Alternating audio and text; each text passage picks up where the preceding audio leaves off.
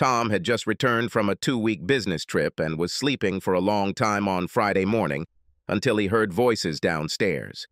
He heard his wife Tammy's voice and thought she was talking on her cell phone, but then he heard a man's voice.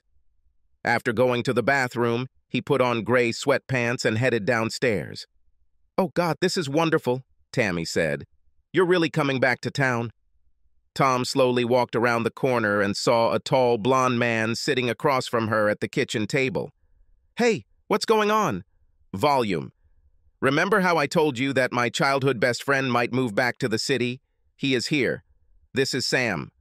"Sam," he repeated. All these years he thought Sam was short for Samantha and decided that Tammy's best friend was a woman. "Oh, wow. This is great, honey." He felt goosebumps run through his body. He immediately noticed that the well-built man was not wearing a wedding ring. "Tom, Tammy has told me so much about you. So much that it seems to me that I have known you for a very long time." He stood up and extended his hand for a handshake. Tom was not prepared for the death grip and closed his eyes in pain as the strong fingers squeezed tighter and tighter. Oops, sorry," Sam chuckled before letting go of his hand. Tom shook his hand, wondering if anything was broken. "So when are you actually moving back?" "The van delivered my things yesterday, so I have a lot of work to do." "Honey, I know we talked about dismantling the boat today, but Sam needs help, and I told him I'd come by this afternoon. You can come too if you are not busy." "Did you talk?" "We agreed to take the boat out of the dry dock and start it up to get it ready for tomorrow's trip on the lake with Gina and Greg." Sam interrupted. "It's okay. I have a week to get the house in a livable condition." Tom saw that his wife was upset. "Hey, you know what? First, I need to start the engine and have a mechanic check everything. Go and help Sam." She smiled and moved forward to hug him. When she stood up, he saw that she was wearing a very thin robe, and he could tell that there was no bra. "Thank you, honey." He was ready to kiss her lips, but she turned and kissed him on the cheek. "Oh, and Sam doesn't have electricity or running water, so I told him he could stay in the spare bedroom until Monday or Tuesday. This is normal, right? Tom has heard enough." "It was nice to meet you, Sam." He turned and went back upstairs. As he stood naked, adjusting the temperature of the shower water, he heard the door open. "It was rude," she said, "to just leave like that." He tried to control his anger. "Damn, Tam. I told you 3 times that we need to work on the boat today. Besides, how long have you known that boy Sam was moving here?" "A few weeks, but I forgot to tell you, and I'm just as surprised as you that he just showed up here this morning." "Why are you acting like this? He's just a friend, and that's all. Just a friend for whom you abandoned our plans today with me to help him. Go and help him move. I do not care. Now go away and let me take a shower, please." "Tom, you're being unreasonable, and I'm not going to talk to you when you're like that." "I'll talk to you later about dinner." She turned and left. As she finished breakfast, she thought about her relationship with Sam. It all started in 3rd grade on the school playground when another boy tripped her, causing her to fall and skin her elbow. She was about to stand up and swing at him when she saw him fly face first into the swing. "Thank you," she said to the unfamiliar boy, and stood up, rubbing her elbow. "Are you new here?" "Yes, I'm Samuel." He grinned. "Your hand is bleeding, and you need to go to the nurse." "I will go with you." After that, they did everything together. At 9 years old, they loved playing video games and watching movies on TV. Everyone teased them that they were in love, but they both said that they were only friends. A month later, they played on the same soccer team and loved to rollerblade on Saturday mornings. Sam practically moved into Tammy's house since his parents worked different shifts at the hospital. He began taking her family on vacation to the beaches of Delaware, and her parents treated him like a son. This continued throughout high school, but the sleepovers stopped when she hit puberty and began to grow breasts. Things got awkward, but they continued to hang out with other friends. They dated other people, but they never became romantically involved. A month before the prom, he asked her to go with him. "With you?" She grinned. But when she saw his face, she realized that she had ruined everything. I mean, you're like a brother to me. And again, she saw how sad his face became. I mean, forget I asked, he snapped. He started to get up from the sofa and leave, but she grabbed his hand. Let me go. Stop and listen to me. I love you, Sam, but you're my best friend forever, and I don't want to lose that. He took a deep breath and sat back down. I know and feel the same, but I don't have a partner, and this will just be fun, no romance. You are special to me, and I want to remember this ball for the rest of my life. Sam rented a tuxedo and limousine and stood proudly in the doorway before ringing the doorbell. Tammy's mom. Betty answered and gasped. Oh my God, look at you. You are no longer a boy. Damn, her father said, walking up to his wife. I have to worry about what you're going to do after graduation. Sam blushed. No, sir, my intentions are noble. You have nothing to worry about. Dad, let him in, please. Tammy screamed. The door opened, and Sam froze, because her dress was beautiful and hugged every inch of her body. For the first time, he noticed her cleavage. Wow, Tammy blushed. Come in, silly. It's just me. After Betty took photos of them together, hugging and even lightly kissing on the lips, they hurried to the limo. I feel like Cinderella, she whispered, falling next to him and holding his strong hand. And tonight you are my prince. They were both completely caught up in the moment as they danced. She rested her head on his shoulder. For the first time, she felt his arousal in the upper part of her stomach and grinned, moving even closer. As the light faded and the music began, she threw her face back and closed her eyes. She didn't have to wait long when their lips touched and their tongues met and played together. They didn't notice that they were photographed by a yearbook photographer. Tammy, I thought you didn't want to, he whispered as she rubbed her soft breasts against his body. I also want tonight to be special. Only today and tomorrow we will again become best friends forever. They kissed again, but with more passion than before. The rest of the night passed in a blur as they hurried to the limousine and spent the next hour or so at the motel, where the rooms available sign was still on. They hugged and kissed for a while before undressing in complete darkness and hurrying under the covers. Their foreplay consisted of many caresses. He quickly reached climax and jumped out of her secluded place. What's happened? She asked, as he ran to the bathroom and returned with a wet facial tissue. I was too horny, and I didn't want you to get pregnant. They hugged and suddenly started laughing. I think we're better friends than lovers, she giggled. A few minutes later, they dressed timidly, and he called a limousine to take them home. Well, that ruined everything, she joked, as they lightly kissed on the threshold of her house. After the ball, they stopped dating, and a few months later, they left for college, far away from each other. Just before leaving, he wrote her a letter in which he apologized for going to the hotel with her and hoped that she did not hate him. She saved his letter for future memories. Over the Christmas holidays, she was surprised when he rang her parents' doorbell, holding a gift. Sam, what are you doing here? Tammy, I've missed my best friend so much it's killing me. We screwed up at prom, and I want to see if we can completely forget about it and start over. Tears flowed from her brown eyes. Oh, God, yes. I want my best friend back. She jumped into his arms and hugged him until her mother came to the door. Who's there? Sam? Is it you? Thank God you made peace. Come on in and join us for dinner. They spent holidays and summers together for the next 4 years, but were never able to become best friends again. After graduating from college, he called and said that he had moved away with the girl he was dating and was now married. However, they continued to correspond every month. I still value our friendship, Sam wrote to her one day, but my wife is very jealous, and when I told her about you, she lost her temper and said that I should break up with you otherwise. She just can't accept that we could be so close and not sleep together. I understand, and I will be there for you if you need a friend again. Take care of yourself and know that you are special to me. That was the last she heard from him until a few months ago when he emailed her, that he was moving back to town. He wrote that he was now divorced and needed to return to his roots, and he hoped that they could renew their special, close friendship. So the flow of emails and messages resumed. Tammy was wearing jeans and a loose t-shirt and was sitting at the table when Tom came down the stairs. She expected him to go into the kitchen, but he walked down the hallway towards the garage. She hurried to meet him at the door.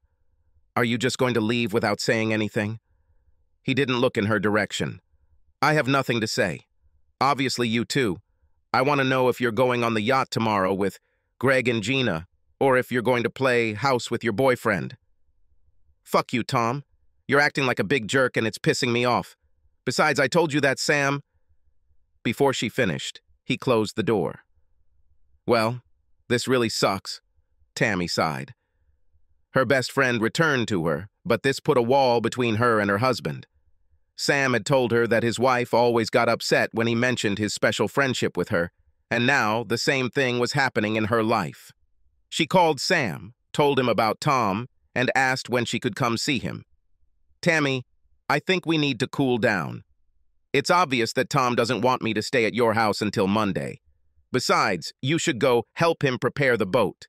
I wouldn't ask you to help me unpack if I knew you already had plans. He's acting like an idiot, and I'm coming to help you. I have your address, and I will arrive soon. Bye."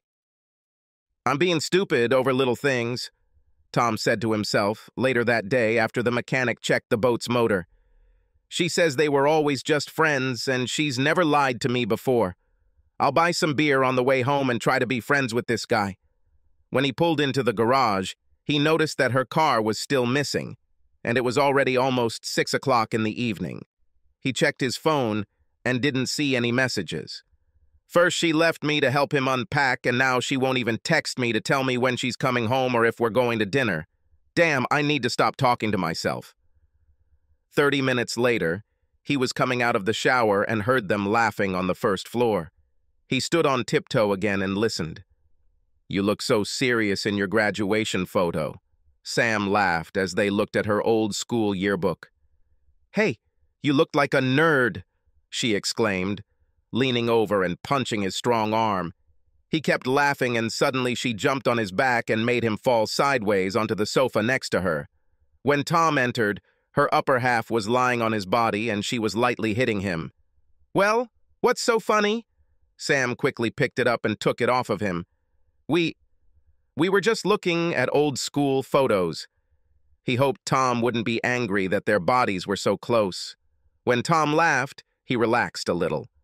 "Ha ha ha, I don't remember seeing these photos. Show them to me." Tammy was still pissed off and wasn't ready for her husband to move on to the couch and squeeze himself between her and Sam. "Is it really you, Tam?" She relaxed, hoping that her husband would not behave as before. She wrapped her arms around his shoulders and rubbed her soft size 3 breasts against his side. "Yes, it's me. Am I not beautiful?" She joked. For the next half hour, Sam and Tammy showed him around the other kids in their class, and everyone became relaxed and calm. "Let's order pizza," Tom suggested, "unless you two haven't already eaten." "Sorry, baby, we didn't have lunch and we're hungry. We thought you ate something at the lakey, so we went to Maggie's and bought a burger. You could call or text me," he said, trying not to show his resentment at being ignored. "I think I'll call and order myself a small pizza." "Okay, I'll show Sam the spare bedroom and get him some towels so he can take a shower. I'll accept too, and then we'll all talk so you guys can get to know each other better." She leaned down to kiss him, and again, only on the cheek. After Tom ordered pizza delivery, he heard the shower upstairs turn on, sat down with a beer and looked at the album again. He saw her photo and Sam's comment about how they would always be best friends. Flipping through more photos, he saw pictures from the prom and wondered who Tammy's date was. He froze when he saw the photo of her sitting at the table next to Sam. Just friends, right? Turning the page, he almost dropped the album. She was in Sam's arms, dancing intimately, their eyes closed and lips parted, kissing. "Fuck this," he sighed, throwing the album across the room. When it landed and opened, a small envelope fell out. He walked over and saw that it was addressed to Tammy. Opening it, he quickly read the letter and tossed it on top of the yearbook. After a few seconds, he grabbed the car keys and left the house. Tammy felt good and smiled as she put on cotton pajamas, a robe, and slippers. She knew that Tom would be happy that tomorrow she would go on a boat with their friends. She heard the doorbell ring, signaling that the pizza had been delivered, and she heard it again and again. He's probably in the bathroom downstairs, she thought, and hurried downstairs to open the door. "Everything is paid, ma'am," said the young guy, handing her a flat box. She brought it into the kitchen and shouted, "Your pizza is here, Tom." She heard nothing and began to look for him. He wasn't in the bathroom, and when she looked into the room, she saw an open album on the floor and an opened letter that Sam had written to her many years ago. No, please no. It was the same letter in which Sam mentioned that, after the prom, he went to a motel with her. She collapsed to the floor and saw Sam's bare feet next to her. "What's happened?" Sam asked, kneeling down next to her. "Tom found and read the letter you sent me. He knows we had sex at the motel after graduation." "Damn, Tam. I thought you tore that letter. How are we going to fix this?" Tammy took the phone from her purse on the hallway table and called Tom. Beeps and beeps until finally it said, "Hi, this is Tom. Leave a message." Beep. "Tom, please come back and let me explain everything. The prom and the motel were a big mistake and terrible for both of us. Trust me when I tell you that we are just good friends. Darling, I love only you and want only you to be in my bed. Please come home." She waited for more than an hour and called again. Meanwhile, Sam was watching TV and waiting to see if Tom would call her back. It was 11 o'clock when he went upstairs and packed his bag. Tammy sat at the kitchen table looking at her phone. She raised her head and saw that he was dressed and holding his small bag in his hands. "Where are you going?" "I've created enough problems.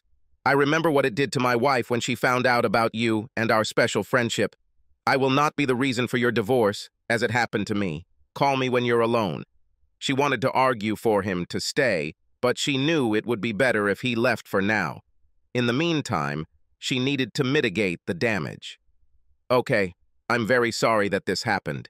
She moved closer to him to hug him and didn't want to let him go. She tilted her head back and looked into his eyes. They suddenly realized that this closeness was the reason why Tom was so angry. "Good night," he answered her in kind and left. She sent Tom a message. "Sam's gone, so please come home and let's talk. Please, I love you, honey."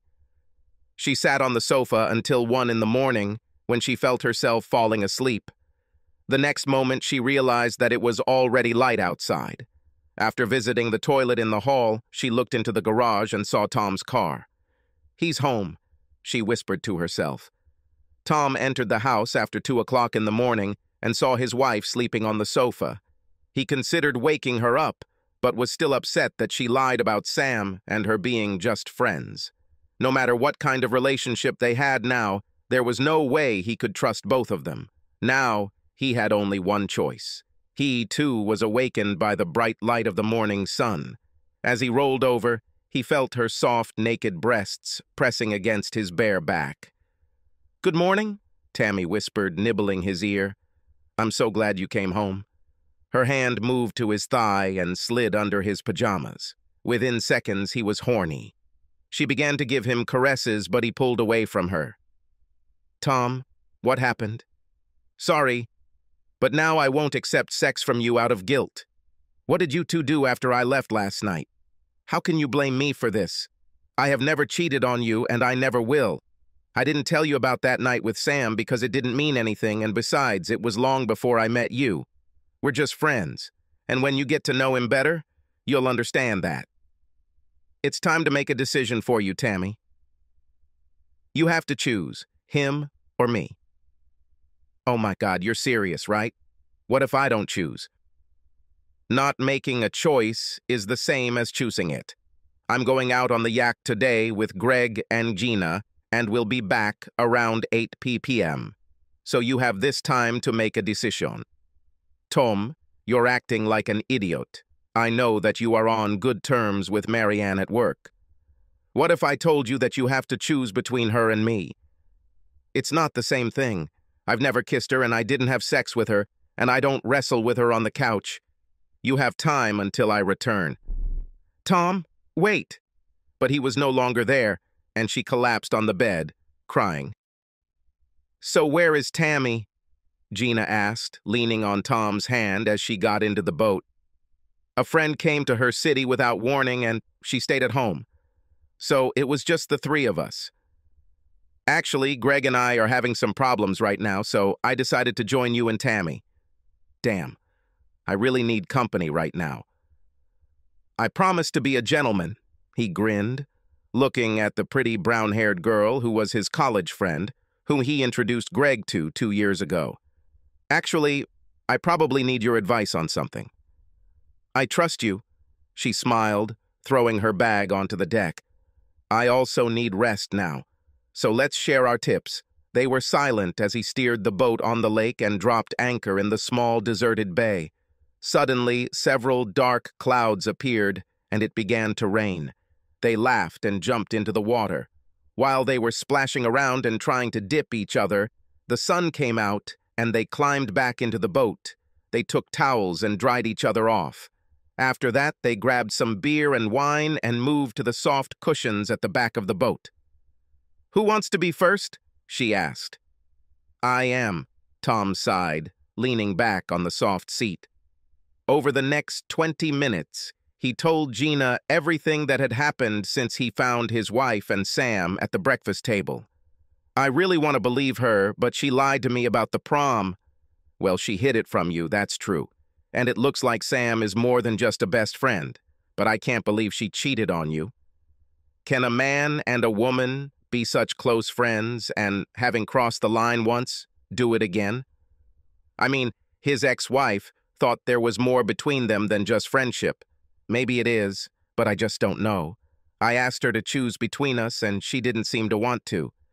I don't know. I mean, you and I were friends before Greg and I got married, and I have special feelings for you too. When we recently had a fight about money and my job, you were the first person I wanted to talk to. Maybe this is the case? She can't understand how I can think there's something else going on, so maybe we can do the same thing. I mean, as long as it doesn't ruin your relationship with Greg.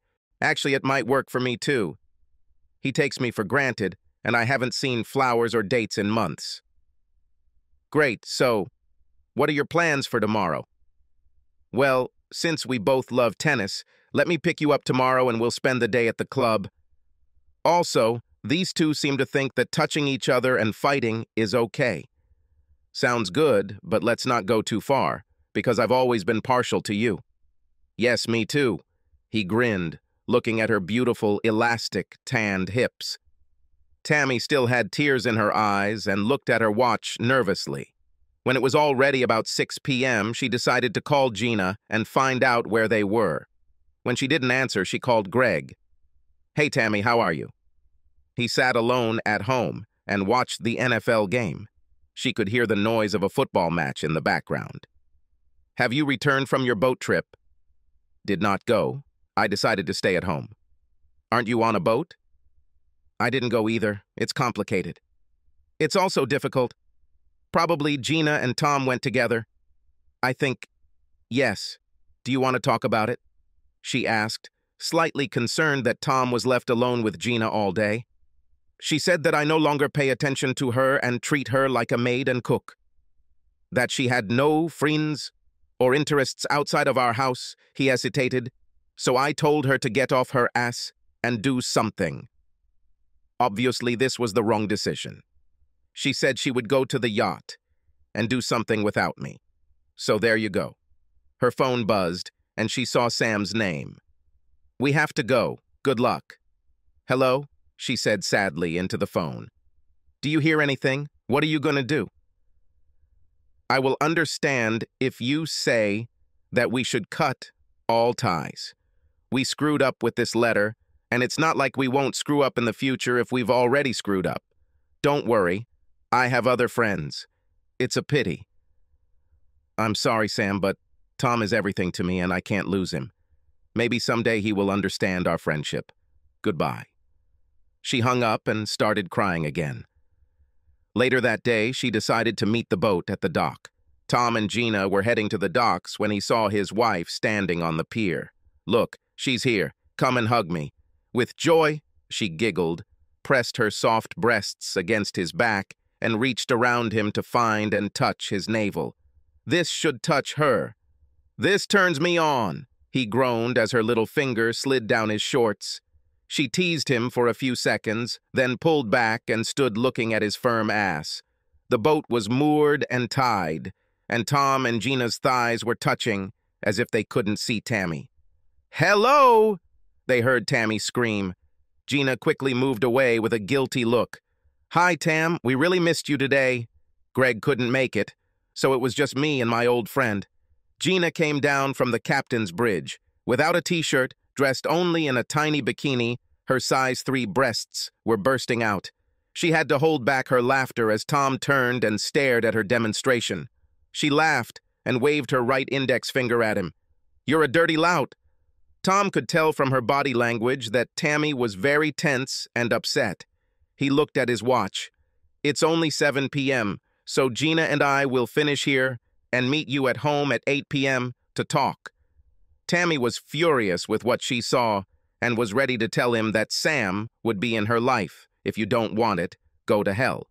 But she realized that this was about the same thing that Tom felt when he saw her wrestling on the couch with Sam.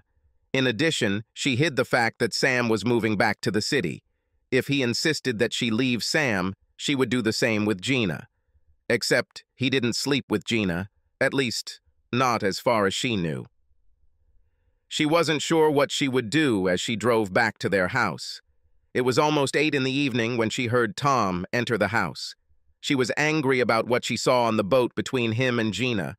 She feigned boredom and indifference, sitting on the sofa and pretending to read a magazine. "Hello, I'm home," he said loudly. "Well, have you made a decision? Him or me? Both. You are like my husband, and he is like my best friend." "The final answer?" she said sharply, without looking up from the magazine. "I told you that means you chose him. It tells me where I am." He quickly climbed the stairs and went to the shower. As he came out of the bathroom with a towel wrapped around his waist, he saw her lying on the bed in a transparent dress like a doll. "What's happened?" "This," she smiled, running both hands over her flat tummy and tender thighs. "This is yours and only yours." He threw down the towel and walked over to the bed. "I used to believe in it, but now I'm not sure. Today you spent the whole day at his house, and it is obvious that he cares about you. Maybe not today, but he will pester you again. I can't be sure you'll refuse. How about Gina and you were also alone on the yacht today? I saw her hug you and press her big, soft breasts into your back. I wondered where her arms were, wrapped around your lower body. You two were friends long before we met, so how do I know you didn't do anything? First of all, I never knew Sam was a guy. I knew you were communicating via email, and it never bothered me. Then I heard when he showed up at my house that he had moved here. Then you rushed to help him move and abandon our plan to go boating. Only later do I find out that you two were together at school, kissing and having sex. Gina and I were just friends. We never kissed except on New Year's Eve, and there was no tongue-in-cheek like in your album. You can trust me, trust Sam and I. We don't feel that way about each other. Please, Tom, don't make me give up my best friend. I will give it up if it becomes a big problem that comes between us. But give us a chance." She turned in his direction and pulled him towards her, and soon they were kissing and making love. "Do not stop! I love you!" she screamed, exploding with bliss, but did not notice that he had not reached the finish line. The next morning, she slept longer than usual and woke up to find him gone. She found a note on a small white marker board in the kitchen. "Playing tennis with Gina. I'll see you later. Maybe we'll have dinner at the club. Go help Sam move. Tom." On the one hand, she was glad that Sam was back, but on the other, she was worried that Tom and Gina would be together, especially since Greg had problems with her. She called Sam. I thought we broke up, Sam said, surprised by her call. Everything has changed. I will come to help you move and tell you everything. Gina was hesitant to enter the house after she broke up with Tom. She was still thinking about Tom's tight hug and wet kiss before parting. Lately, Greg and she had been doing nothing but arguing about stuff. She had finally given vent to her anger at how he had taken her for granted and wondered if he would change. Hello? I'm at home. Nothing. Hello? Greg? Nothing. She walked into their bathroom and saw a note written on the mirror. The thing is fucking between us right now, and it's mostly me to blame. I hate my job and I need to leave for a couple of weeks. I will not be in contact. Greg. What a bastard, she whispered, and took the phone to call him. When it went to voicemail, she hung up. Typical cowardly behavior on your part, Greg. You don't solve any problems. You just put your tail between your legs and run away. I hope you find yourself because I wash my hands of it. She hoped that her trip on the yacht without him would unsettle him, and he would begin to appreciate her again. Luckily, she still had Tom. She wondered what happened when he ran into Tammy again. She smiled when she received a text from him. See you tomorrow at the club at 10 a.m. Court 4 is reserved. The next week, everyone calmed down. Tammy continued to help Sam with the move, and Tom and Gina got together for lunch and played tennis. No one seemed jealous or did anything that crossed the line between friendships. But on Friday, Greg's sister told Gina that Greg had gone on a cruise and not alone. Gina realized it was all over and called Tom. Could you come? I need someone to be with me. What's happened? Greg returned home? Are you okay? No and no, but I can't talk on the phone. Tammy and I will be with you in a few minutes. Tom, I only want you to come. I think Greg and I are done and I need your company. Okay, I understand. He hoped Tammy would understand too. Tammy was putting on her pajamas when Tom entered the bedroom. She saw a worried look on his face. What's happened? Gina just called and said something bad happened and she wants me to come. I'll call later and let you know what's going on. It's already 9 o'clock. Can't it wait until tomorrow morning? If it's that bad, I'll go with you. She only wants me, honey, her best friend.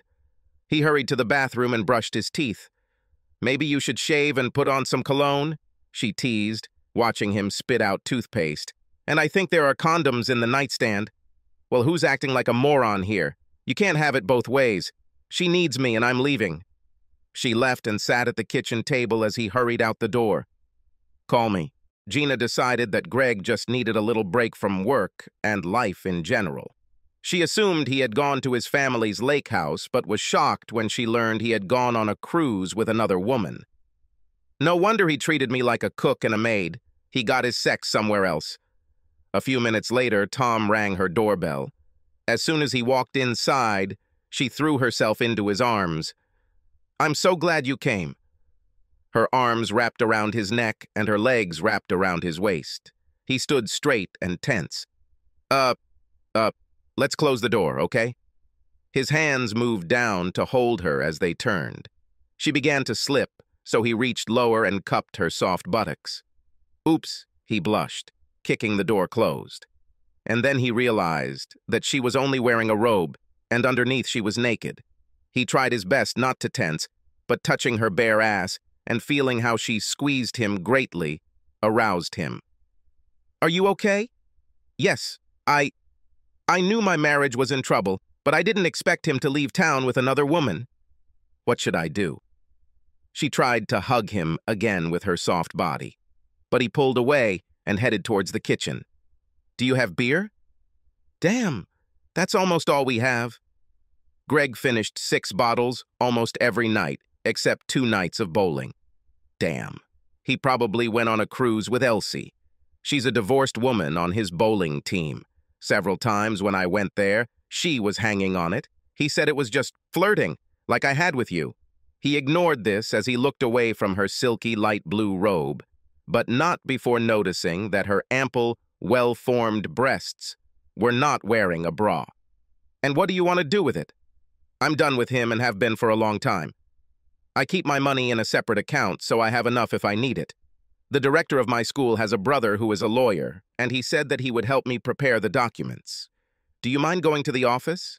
It's more convenient there. As they walked down the hallway, his phone buzzed. It was Tammy. He didn't answer. Will she be angry that you came here alone?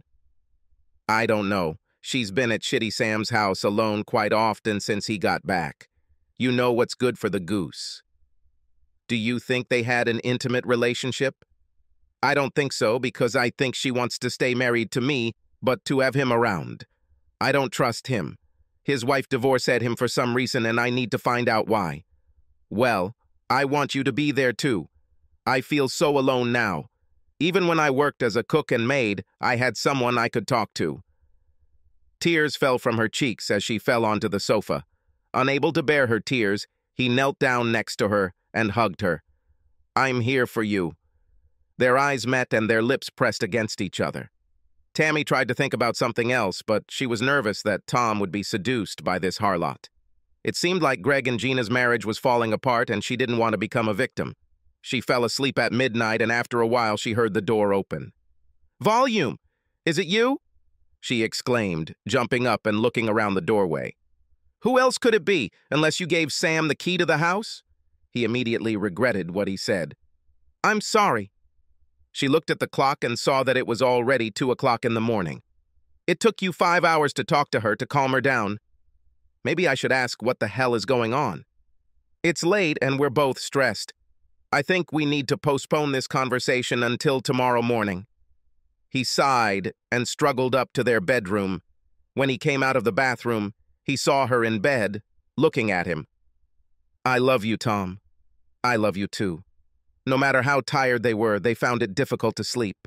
Tom woke up the next morning and was walking downstairs when he heard her talking to someone on the phone and stopped to listen. I can't. I told you we should take a break. I have no idea when or if we will be able to see each other again. No, and stop sending me messages and emails. She was angry because Sam took her too far the last time they were together. She knew her marriage was in danger since Tom spent most of last night with Gina. She loved him and wasn't going to give him up that easily. She heard the shower turn on upstairs and hurried to prepare breakfast and return to her husband. Good morning, honey, she smiled, walking around the table and hugging him. Forgive me for my comment about Gina last night. I believe that you will never cross the line with another woman, and I most certainly will not cross it with any man. Tammy, well, last night, Gina felt so bad and was so hurt that He saw her smile turned upside down, and her eyes turned from honey to coal. Wait. Fuck you, Tom. I had nothing serious with Sam, and you blame me for all the sins. Damn you for having someone else. Eat shit, asshole. Tammy, let me finish, please. But she turned, grabbed her purse, and ran out the door. He tried to stop her, but her car had already left the house and was driving down the street as he stood on the steps in his shorts. He ran into the house, grabbed his phone, and sent her a verbal message. We didn't have sex. Please let me explain, and don't do what I think you're going to do. If you do, it's over between us, so please come back. She was frantic and flew down the road, hurrying to Sam's house. She was wearing only silky black pajamas and no underwear. It didn't bother her because soon she would get rid of it and have sex with her best friend. At the railway crossing, a train was driving across the road, which slowed down its movement for a long time. This gave her time to calm down and collect her thoughts. She took a deep breath and recognized the name of the street next to the tracks. Gina was still thinking about what happened last night with Tom, how he had come to soothe the pain her husband had caused. He had always been her knight in shining armor and had helped her out many times since they met in freshman year English class.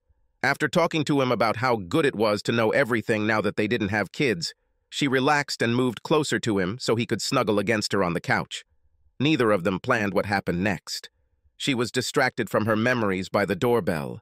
She opened the door, expecting to see Tom, and saw Tammy's angry face. She was about to say, "Good morning," when the woman's right palm hit her in the face. "You bitch! You should have followed my man, right?" Gina, being stronger and heavier, lowered her head and slammed her body into Tammy's. Both women flew through the door onto the wet lawn, which was being watered. Gina landed on top of Tammy and quickly pinned her hands to her head. "Stop it! What do you think happened last night?" Tammy growled and tried to get up and push her away, but Gina was too heavy. "Okay, I give up. Let me get up and we can talk," Tammy said, realizing she had no other choice. Both women were soaked to the skin and staggered on their hands and knees. They both looked like drowned rats. The hair on their heads was matted and twisted. "Are you okay?" asked a female voice. Tammy looked back and saw her elderly neighbor Elsie standing at the door next door. Tom was worried that his wife would go and ruin her marriage to Sam to get even for what she thought he did to Gina. He hurried to get dressed and quickly went to Sam. He was surprised not to see Tammy's car, but knocked on the man's door anyway. "Open up, asshole." "I know she's there." "What the hell is going on, Tom?" Sam asked just before the angry man pushed him hard in the back. "Hey!" Sam shouted, staggering and ready to defend himself. "She's not here." "Where is she? Are you going to meet her somewhere?"